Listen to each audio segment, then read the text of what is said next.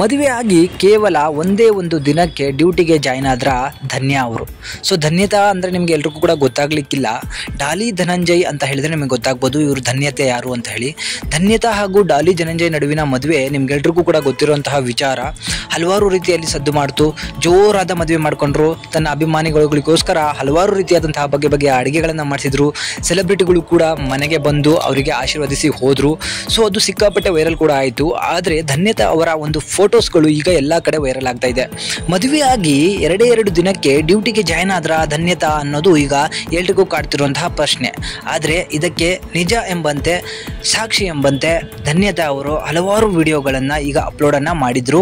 So ಇನ್ಸ್ಟಾಗ್ರಾಮ್ನಲ್ಲಿರುವಂತಹ ಫೋಟೋಗಳನ್ನು ತಗೊಂಡು social ಮೀಡಿಯಾಗಳಲ್ಲಿ ಧನ್ಯತಾ ಅವರು ಡ್ಯೂಟಿಗೆ ಜಾಯ್ನ್ ಅಂತ ಹೇಳಿ ಹಲವಾರು ಜನ ವಿಡಿಯೋಗಳನ್ನು ಅಪ್ಲೋಡ್ ಮಾಡ್ತಾ ಇದ್ರು. ಆದರೆ ಧನ್ಯತಾ ಅವರು ಯಾವುದೇ ರೀತಿಯಾದಂತಹ ಡ್ಯೂಟಿಗೆ ಜಾಯ್ನ್ ಅನ್ನ ಆಗಿಲ್ಲ.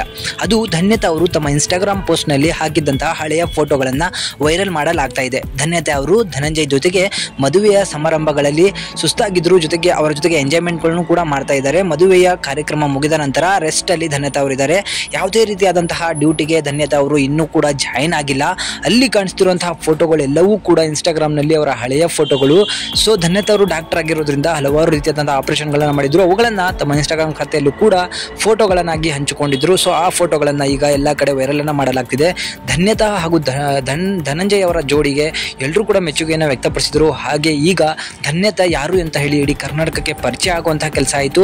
ಏನೇ ಆಗಲಿ ಡಾಕ್ಟರ್ ಹಾಗೂ ಆಕ್ಟರ್ ನಡುವಿನ ಜೋಡಿ ಅದ್ಭುತವಾಗಿತ್ತು. ಇವರಿಬ್ಬರ ಜೋಡಿಗೆ ಶುಭವಾಗಲಿ ಹಾಗೂ ಇವರಿಬ್ಬರು 100 ಕಾಲ ಸುಖವಾಗಿ ಬಾಳಲಿ ಅಂತ ಹೇಳಿ ಈ ವಿಡಿಯೋ ಮೂಲಕ ಕೇಳ್ಕೊಳ್ಳೋಣ.